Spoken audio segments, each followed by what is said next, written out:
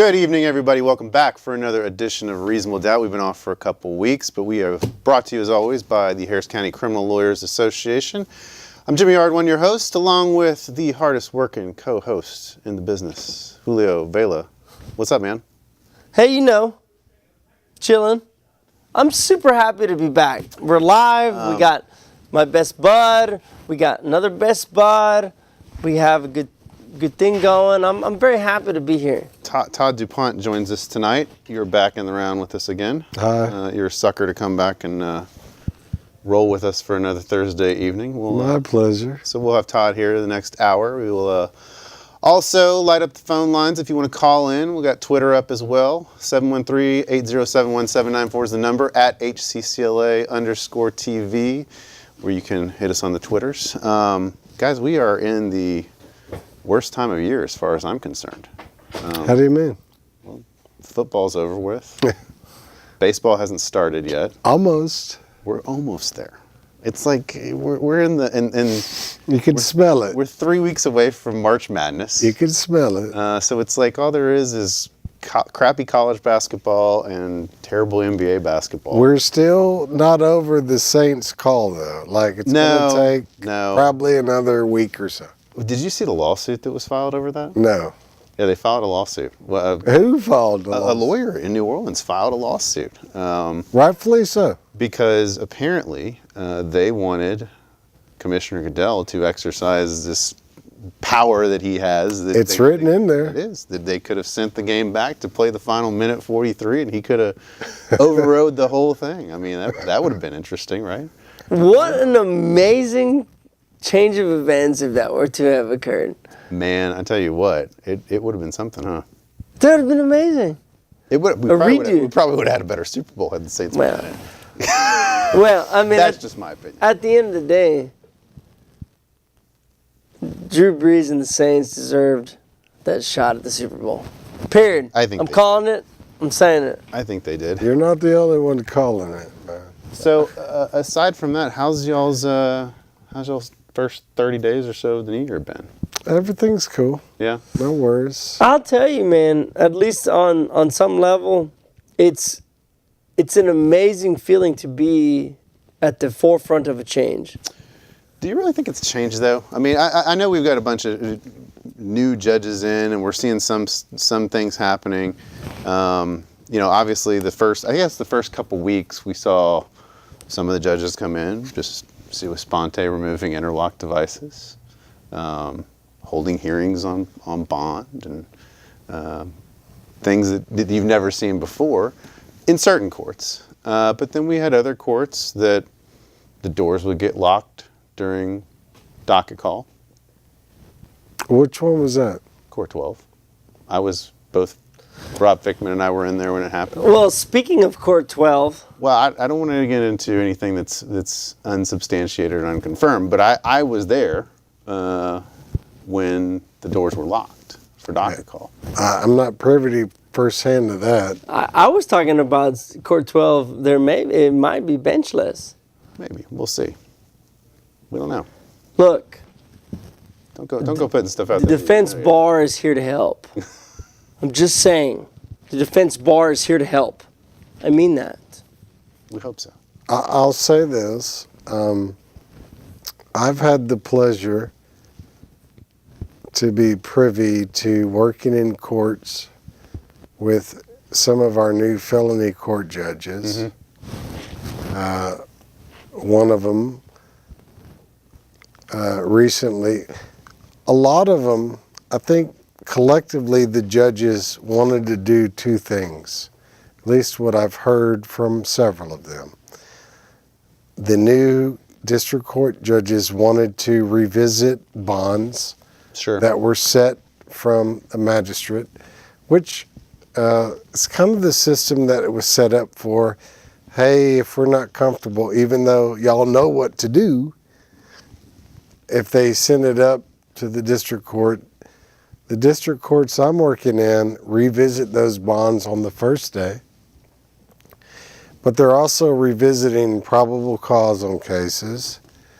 And I've had a situation where a district court judge has found that there was no probable cause on a case, this maybe 2 weeks ago, and told the DA's office, you need to send that to a grand jury.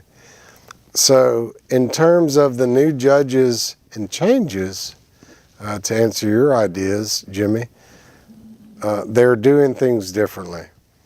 Like, for instance, years ago, we wouldn't have seen this. For sure. We wouldn't have seen plaques like the one we see in 7 and 8 above the bench. That was Judge Andrew Wright. Correct. This bench belongs to the people. No, in years past, all you'd see was awards for donors, to Mothers Against Drunk Driving and stuff.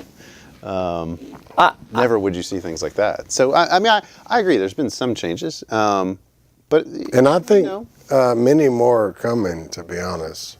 Yeah, I hope so. I mean, we saw the institution of a lawsuit for the felony bonds. Now they have, interestingly enough, they have not sued the judges And in that case. My understanding, without naming any names, is they don't want to. They don't. They didn't want to sue the misdemeanor judges either. It wasn't. They didn't bring the misdemeanor judges in until they absolutely had to. Was what I was told. Well, be that one as it may, the felony judges did not want to participate and do not agree with the things that have been done in the past. Right. From the limited understanding that I have, and I speak for none of those judges, only in passing and innuendo. Yeah. So I can't certainly answer for them. I think that, and I've seen more individuals on lower level, non-violent offenses are getting PR bonds and getting out. You saw recently last week, Judge Morton get a huge backlash for for giving a bond, a constitutional right to a bond to an individual who either robbed or was accused of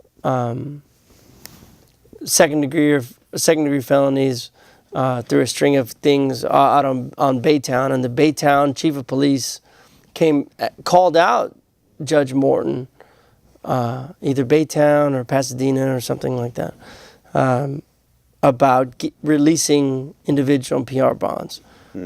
But the reality is that people in this country are innocent until proven guilty, no matter what. They are. And there's been some controversy. I guess the other high-profile case regarding bonds that have been granted is, of course, this guy who is alleged to have stalked Carolyn Farb and sent the letter to Kevin Sumlin at Texas A&M. Apparently, he just got out again had his bonds lowered to an amount, and it's caused a little uproar. There's another one I saw today with a lady in an arson case. That's the stepmother of a person accused of arson. I mean, you've got to balance stuff like that, don't you? I mean, this is the hard part. I mean, if you've got a situation where there is at least, and look, I agree with you, Julio. I mean, this is tough, right? I mean, it's because you are innocent until proven guilty. But you've got a situation where, for instance, let's take the stalking case. Okay, that's the allegation, that this guy is stalking, coming on her property, sending, hate letters and everything. I understand that you don't want to be punitive and keep this person in custody, but where's the fine line to ensure that, if in fact this guy is doing that, that behavior doesn't continue in the interim? And progress to something worse. The case law answers that for us. And sadly, for folks that are potential victims of crimes, this is not helpful. But bail in the case law is clear about it, right? It should be enough to make sure they ensure the safety of the community, and also that person can come to court.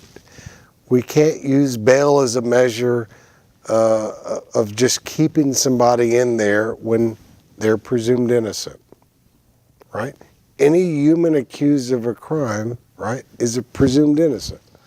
There was a day yesterday. Judge Bynum really boiled it down to one question. And he said, I quote, "If he had money, could he bail out?" And if the answer is yes, and he's indigent via the guidelines and found to be via a judge's order, then he deserves a PR bond. So he said, it really boils down to one question. If he had money, would he have a bond and could he bond out? If the answer is yes, he deserves a bond and then he should pay that unless he's indigent. If he's indigent, then he deserves a PR bond. Well,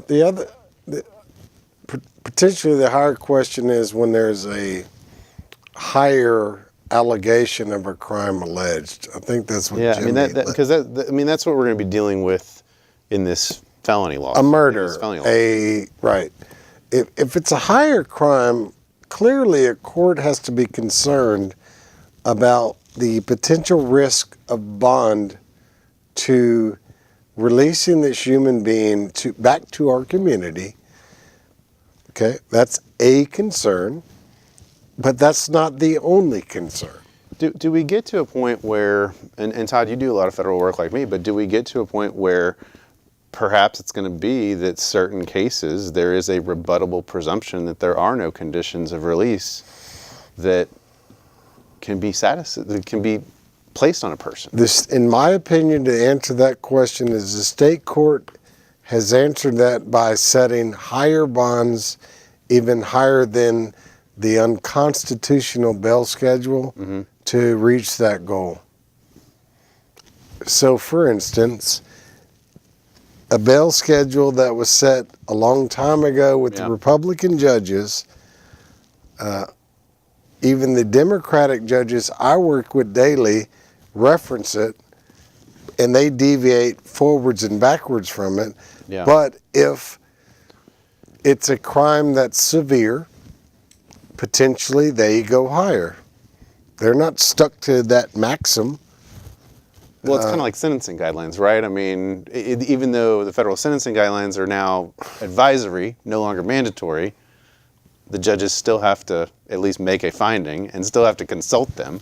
And I mean, it's almost the same deal, even though now we're in a world where the bond schedule, nobody really is saying this is mandatory, they're still consulting it. Well, in the misdemeanor courts, I think they've got it right. Yeah. At least in the new folks that have come in, and everything I hear, I think they're kicking ass on that. Mark, can I say that? In the district courts that I work in, they follow a maxim of an old school regimen, but I also think those are fair. Mm-hmm. I do. But I also believe for the folks that commit heinous or alleged to commit heinous crimes, and I have a couple defendants that have 6 or 7 filed cases against them. Their bonds get to the $200,000 and $300,000 based on $50,000 and $60,000 and $70,000 per bond, right? I guess my notion is that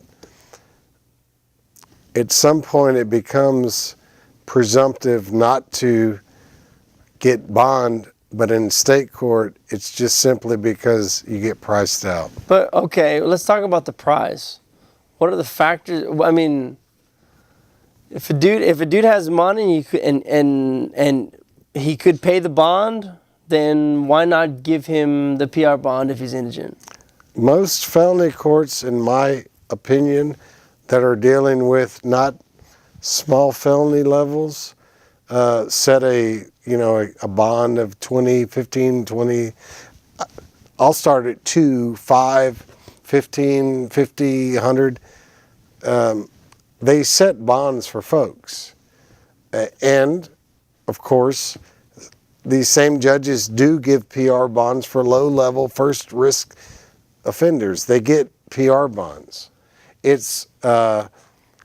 And because Harris County has created a system where they're screening people, I'm sure y'all have talked about this on the show, But people that are deemed mid or high risk, they're getting actual bonds set, and those folks have to post a surety or a cash bond You know, I think this week based on the crime they're accused of. Sure, we're talking first degrees, second degrees, capitals, those kind of offenses.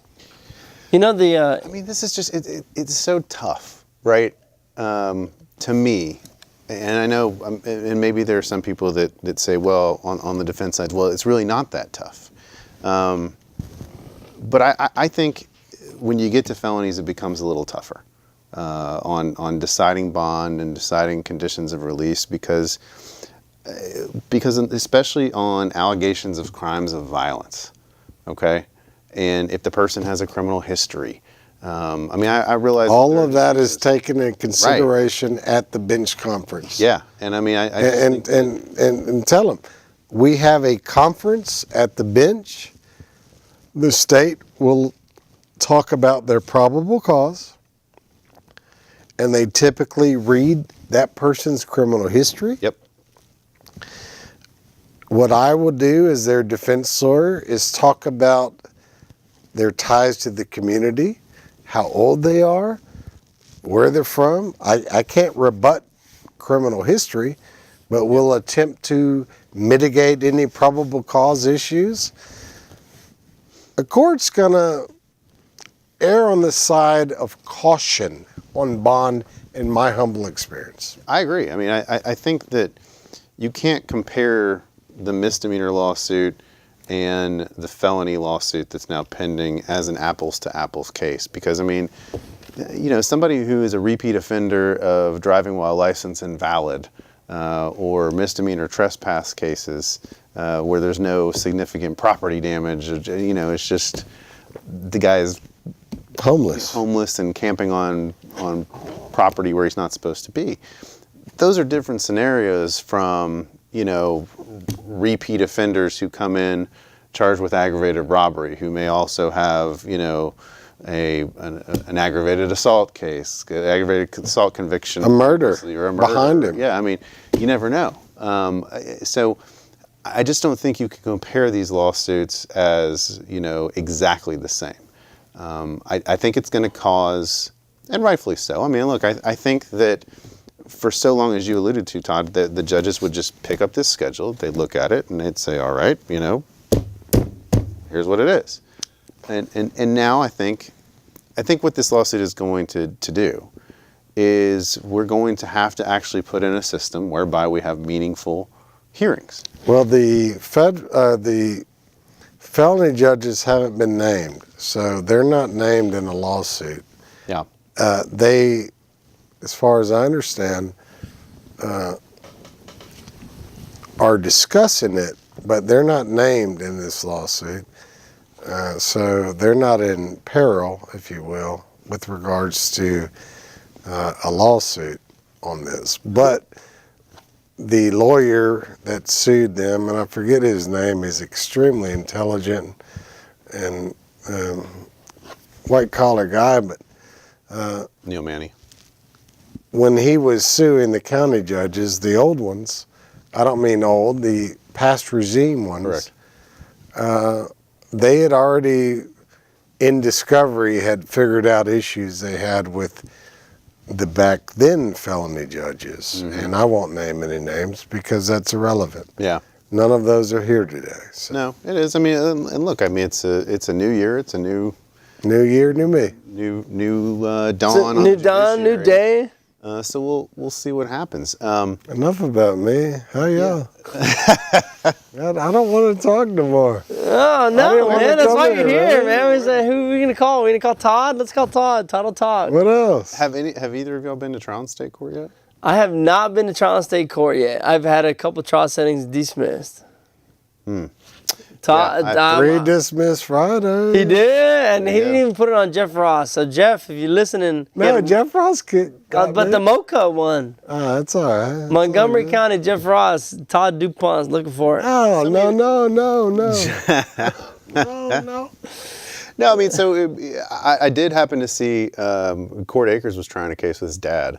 Where? Yeah, in front of in front of Judge Hill the other day. Okay, because he told me. Did he reach a verdict?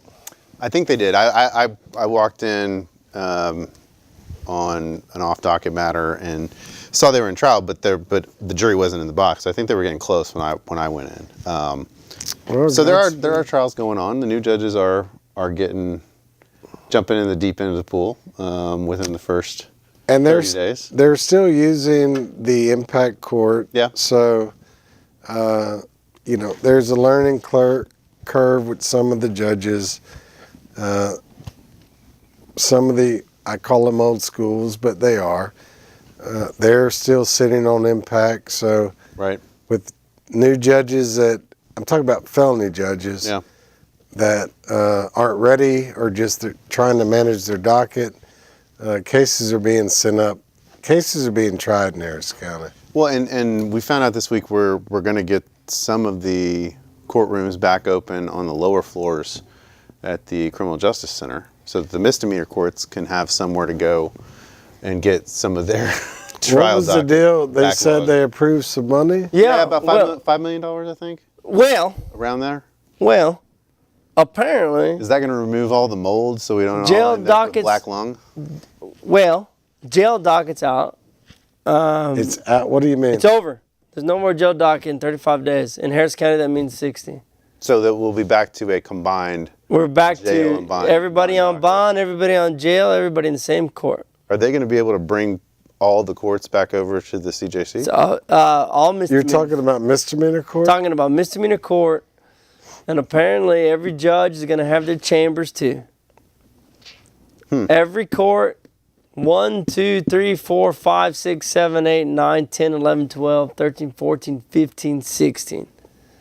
They're going to go to CJC? CJC in the next 35 days. In Harris County, I believe that means 60. So you're saying they take out going to the family building, they only go to CJC? No more 8:30. Yes. No more 8:30 docket. Get done by 11. It's full day dockets. Full day dockets. And I suppose trials. Let's start having some trials. So Come are they on. going back to the old courtrooms? Back to the old courtrooms on a different level. In the same building, but different floors. So like 8, 9, Same 10. building, different floors. That's right. 8, 9, 10, 11 will all be 8, back in 9, service? 10, 11. Wow. They're going to have to, well, I don't know if it's 8, 9, 10, 11. I know it's 1, 2, 3, 4, 5, 6, 7, 8, 9, 10, 11, 12, 13, 14, 15, We got it. 16. But they bring, there's, like when you say you go to a jail docket, you go to CJC, but they just bring them like we're used to. So normally you have in back. the misdemeanors, you have an 8 a.m., 8:30 a.m., and an 11 a.m. And they switch courtrooms. If you have a jail docket, the jail docket's in a different building. Now, in the next 35, in my opinion, 60, I'm rooting for you, Lupe. Who's our county judge? Lupe, right? Garcia? No, that's not her name. That was terrible. That's not your name. Just keep going. Yeah. We're going to have courtrooms in the CJC. Is that really? Reno Hidalgo. Gosh. Yeah. Well, that you're was gonna. terrible. It You was. were. Who will never be on the show now. You will. Well, look, You were look. nowhere even in the right vicinity. No, both of us, we're brown, we're straight.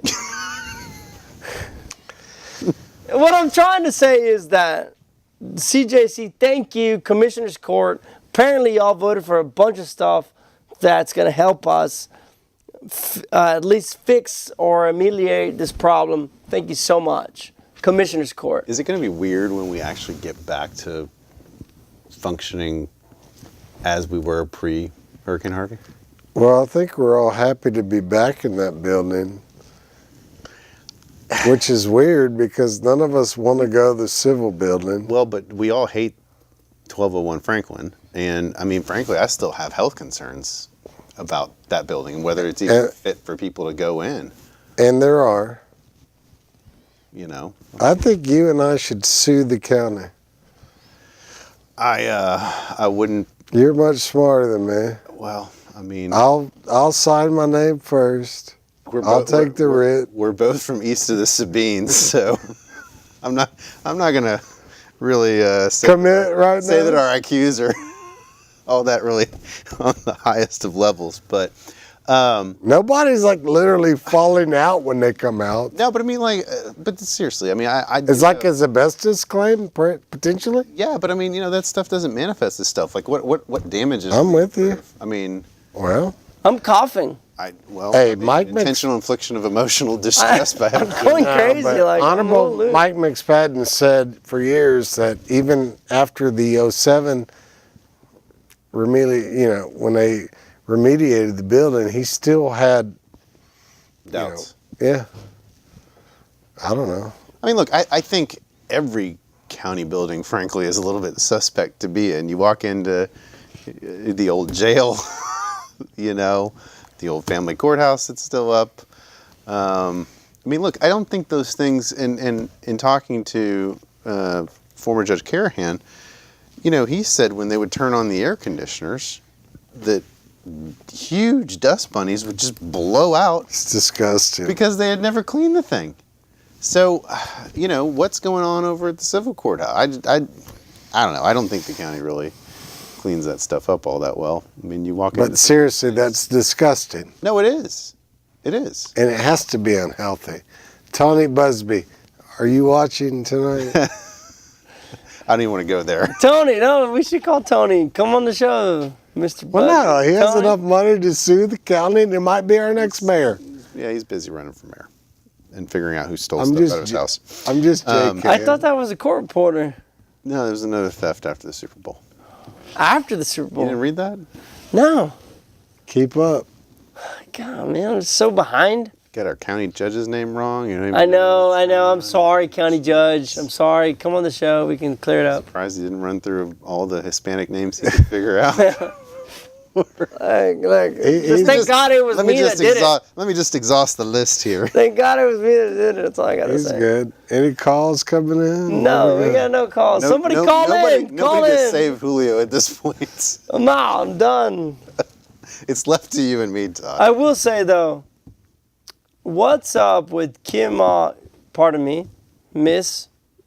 Madam District Attorney Kim Ogg calling for $20 million worth of more prosecutors?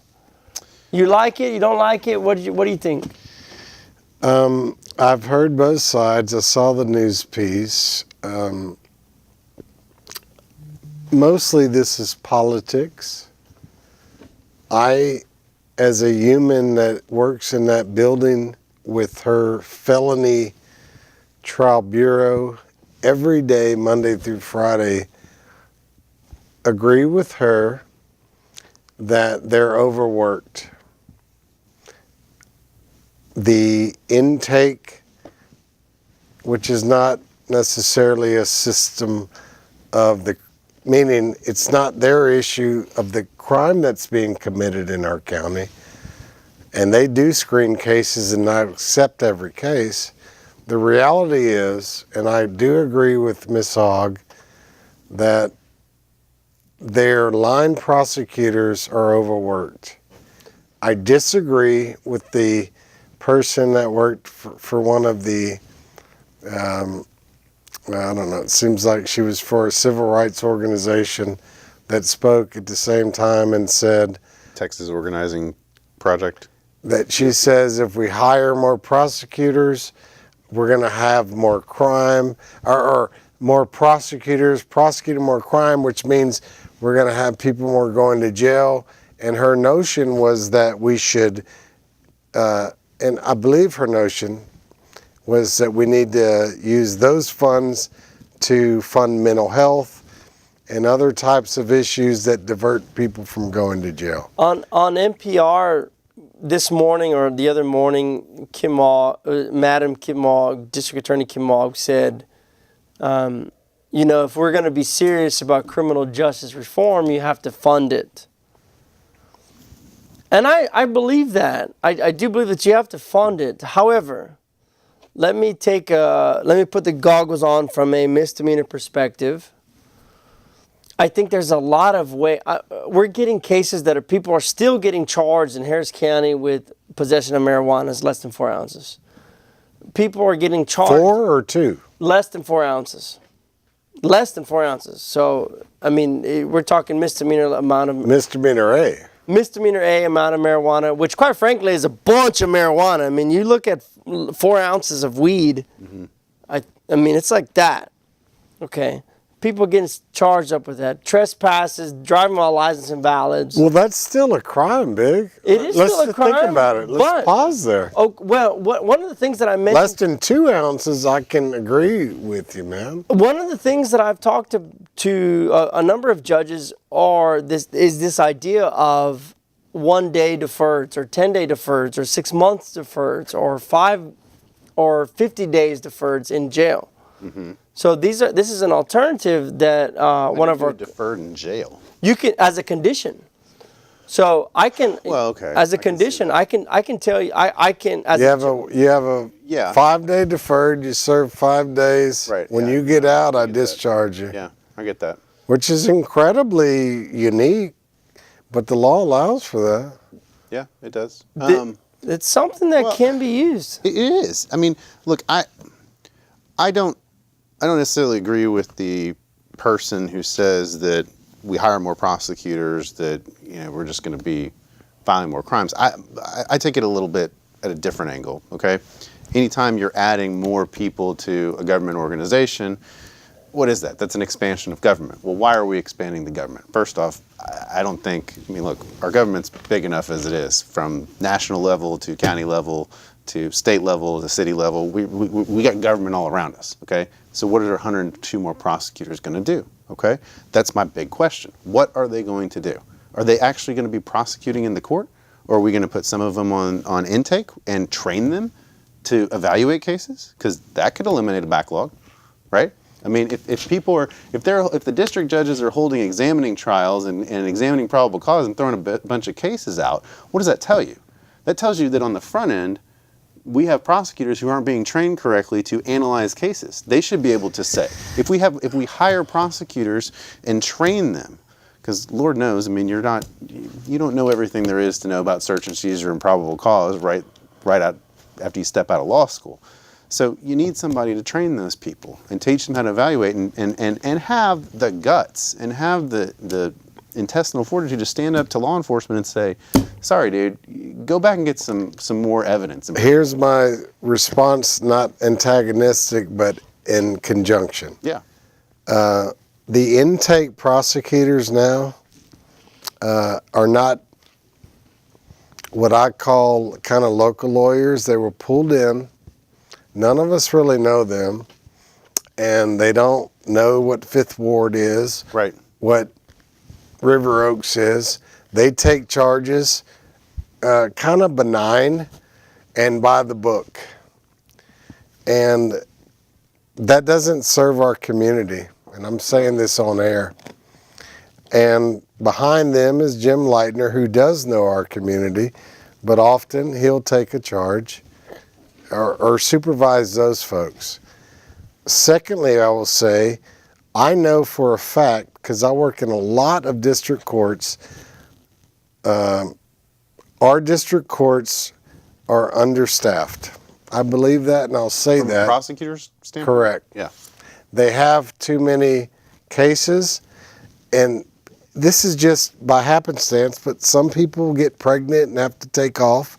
Some people get sick. We've had people that get cancer. When that happens, you have 2, maybe 1, and we have visiting chiefs. I'm not saying, all I'm saying is that, at least in the courts that I work in, about 6 or 7 of 22, okay? My humble experience. Even in those courts, we can get understaffed, and if we don't have 3 there doing their thing, it won't get done that day. But is it a problem? It won't get done. Is it a problem of overcharging? Is it? I think the problem is this. I mean, there's and look, you guys, I mean, I'm down there maybe a couple times a week. Maybe it's every other week that I'm down there. But the things that I've noticed is this. there is, and I've seen the things you're talking about, Todd, but I'm going to expand on it a little bit, because what I'm seeing is that they are having a really hard time with this transition to the whole e-discovery, e-filing, everything being on electronic format. They're really struggling with that, which is, given the fact that a lot of people in the office are millennials, that's really shocking to me. They're really struggling with technology. I disagree with that with every person I work with. I'm just telling you, and I mean no disrespect to you. Everyone I know has that down. I'm not saying. We I'm not just- saying but the we functional just- you and I standpoint. just spent. I'm saying that there is a problem where somebody is not uploading stuff. Things are not getting brought in. People are struggling with the process of getting the file together. In the old days, if something was missing from the file, it's because law enforcement didn't turn it in or an agency didn't bring it in. Now That's said differently. I think what's happening is you've got the mass chaos of people moving around from court to court, people not checking off to-do lists, people not updating it in the system, not writing stuff in the system, not transferring stuff over from the written files to the electronic files and updating it in there. I mean, I had somebody ask me, well, wait a second, and this is a case where we were doing a BIP and dismiss. Well, wait a second, where is the offer that you're even doing a BIP and dismiss? Dude, I've been on doing this thing for 6 months now. And now you're asking where it's coming from? That's why I bring a paper file to court every time. But I do. I memorialize our conversation each time in court. But that's what I'm saying is that I know. they say, well, it looks like the video's here, but then they call down, they're like, we don't know where the video is. And the other thing to do, sadly, Kim, please consider this. There's some things that can't be uploaded to the portal by format. Okay, and I get that, and I think every prosecutor I've worked with for years understands that, and I don't know why, but it can't. But they provide a disc at the front desk, but then you have to go get that. It's not seamless like uploading it to the portal. Right. And since they don't bring a file to court, the district attorney can't necessarily bring that to court. That gets lost. If you don't go get it, Yep. or, it's not uploaded to their portal. No, for sure. It's So I don't- there's that- still a stopgap on that. But I think that can be fixed. I think it can, but that's what I'm saying is, what are the 102 prosecutors going to be doing? Are they actually going to be on the front lines prosecuting, or are we going to have more people, They need to stop prosecuting these bogus clog well, but I thought misdemeanor. I thought we were going to be driving diverting a lot of that right. stuff. Well, we're supposed to. We're supposed to either divert it or do something else. This is why Assistant District Attorney Kim Ogg has gotten a ton of backlash. That she ran on a campaign that was lip service, that is not fulfilling what she should have done, and this is where she's feeling this heat. And along with, you have judges who are giving more PR bonds, and you have a backlash of law enforcement. I mean, we recently saw the union lawyer, or the union spokesperson of the Houston Police Department saying that, basically, if you're against the police, we're going to watch you, and you're. Oh, they came out civil You're rights. going down. There's a group that's come out and asked for him to resign. Well, He should be fired, in my opinion. Well, okay, and this is the reality of Harris County that's going on right now, and then you have District Attorney Kim Ogg asking for $20 million or $5 million, however much, from our prosecutors. I'm going to join in Todd's description of Harris County down there. There's too much crime, or there's too many charges. Let me put it that way. There's overcharges. I'm going to say overcharges. There's not enough prosecutors to go over every case. And 3, what's happening is justice is falling through the cracks. It's fallen through the cracks. The cases that should be spent time on, the resources as taxpayers that should be spent on is getting put in this waste bin, and they're arresting people and spending resources on things that shouldn't, and they're just asking, and she's just asking for more money. And we got a couple questions coming in over the interwebs that I want to get to, but I want to ask you this on the diversion before we get there, because I wonder if she really hasn't implemented, or the office as a whole hasn't implemented it to the extent that they promised or talked about pre-election. Because recall, with the DWI diversion program, how stringent it is, the qualifications were to get in, and the screening process to get in.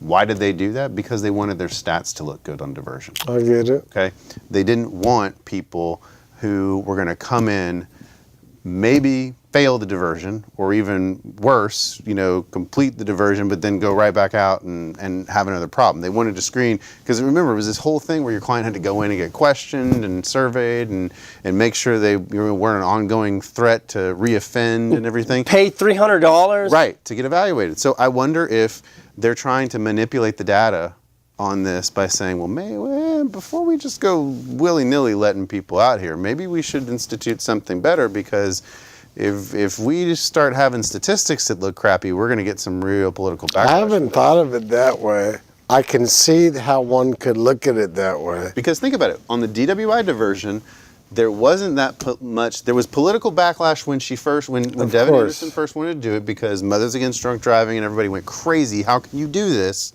But then she put in all those protections that basically, you could only get in if you were half a step away from being, Mother Teresa, and that. But even I think that has ameliorated their concerns. And they, at least, and I do few misdemeanors. JB does many more, but they still, it's it's a sliding scale on. No, it is. How you're going to play this completely depends on what court you land in. Yeah. One of the questions... And not to be ugly to the brass of the DA's office, right. But yeah, it really is. It kind of depends. It does. Well, it shouldn't anymore anyway. It shouldn't. That's the problem. It shouldn't. One of the questions coming in, if the DA needs more money for more attorneys, what about court-appointed attorneys? Harris County has never changed the misdemeanor court-appointed pay, ever. DA's got a pay raise about 3 months ago. Do we do the March the 1st? March 1st. The budget changes. We all get a pay raise. Yeah, misdemeanors too? On felonies, yes. Well, I'm out of misdemeanors. A joke. I'm in, but I'm out. March 1st, felony gets a pay raise. I do not know about misdemeanors. And they raised, so you can get up to, it used to be you could get 5 misdemeanors a day. They raised it to 7.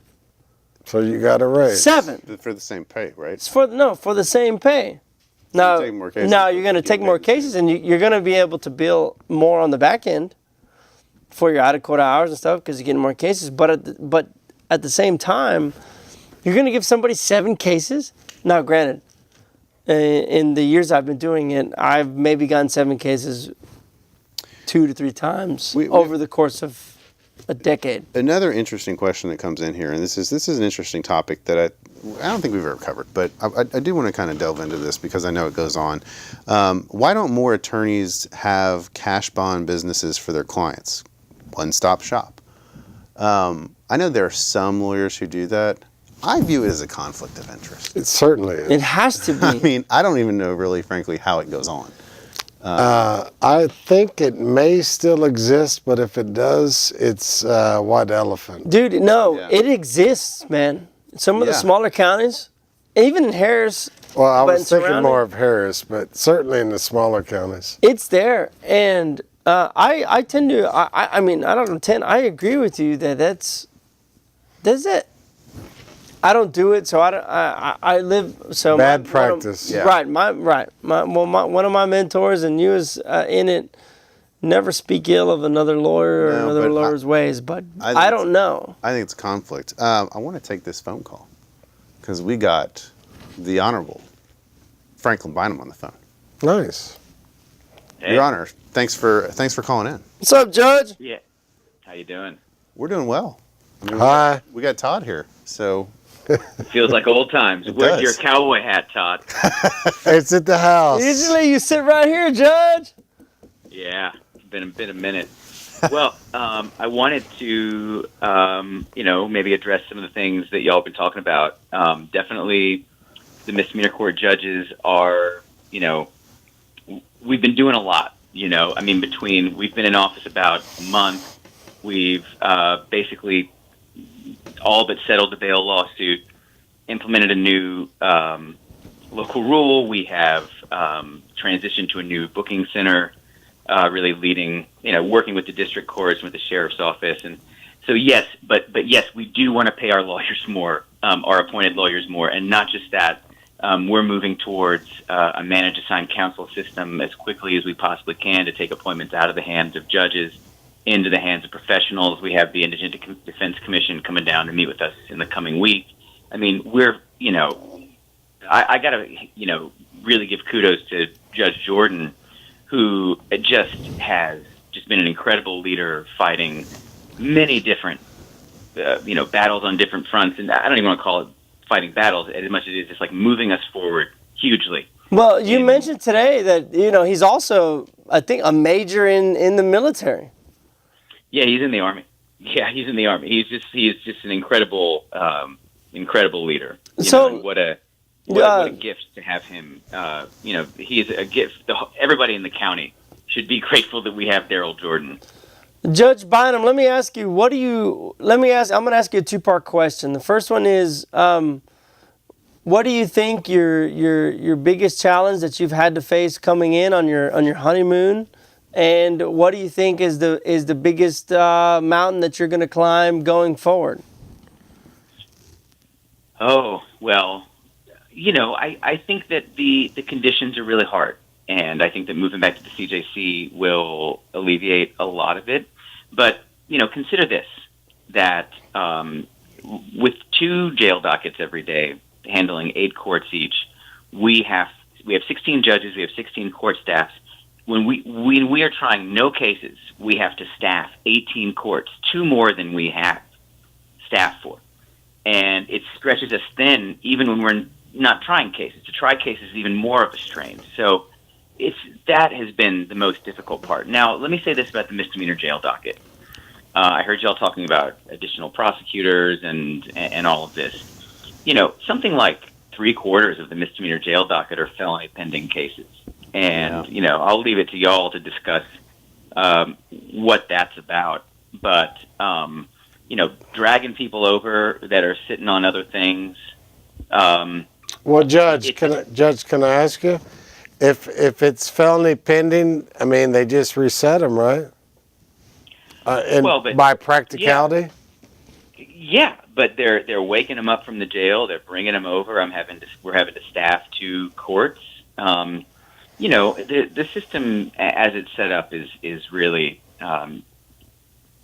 something of a boondoggle. Well, let me ask you, because every time I have a felony with a misdemeanor pending, I look it up, of course, and then it says the misdemeanors the next day, right? And then I'm investigating my case and moving forward. Then next time I come, the misdemeanors the next day. Is there another way to resolve that, or I don't know, because I'm not on the misdemeanor side of it, but the case just drags on with it. well, I mean, I'll let y'all, talk about it. I mean, I guess that's a DA's position on that, not the courts. Judge, have you guys had any meetings? We had talked earlier in the show about Julio had alluded to this use of jail time on shorter deferred adjudications, and we've been talking about diversions. Have you guys, as a group, had any discussions with the chain of command at the DA's office about how to utilize these things in certain types of cases? That's that 1 day deferred we're talking about. Well, not at a high level. I mean, at a high level, what do you mean, Jimmy? You mean Well, I mean, she had Kim Ogg had talked a lot about utilizing a greater number of diversions prior to her, coming into office, and I didn't know if now that we have a new wave of judges coming in who are of the same political party, if there's been any formal meetings to say, okay, here's how we're going to proceed with diversions, because there was kind of this headbutting before where some right, judges... we don't do that anymore, Yeah. right? I mean, as far as I know, I don't think any of us interfere or bust PTIs. I think, Yeah. I mean, I don't, I know that certainly I don't. I mean, people come up and ask if I'll take it. I'm like, look, that's between y'all. I'm pretty sure that's all of our opinion about it. I'm not in all 16 courts every Sure. day, but I mean, from talking to them, that's my impression. Nice. That Good we all job. sat around and talked about it, and we don't bust PTIs. But the thing is that, there's still many marijuana cases filed. I mean, Yeah. in January, there were about 300 marijuana cases filed just in January alone. So, Misdemeanor, Your Honor? Or in total? I think in total, but there are hardly any felonies. I mean, virtually all misdemeanors, yeah. So, Judge, you've taken a look at the Joint Processing Center. We talked a little bit about that. Yeah, so the JPC is really an interesting kind of place. We have a new acronym? JPC, Yeah, with so... the new acronym, the JPC 700 North San Jacinto is the new booking center. Everyone booking into the county jail or out of the county jail, the entire complex goes into or out of 700 North San Jacinto now. And in fact, it consolidates booking citywide. HPD will be bringing people directly downtown instead of city jails starting in about 30 to 45 days. Like And then at that Facebook, like...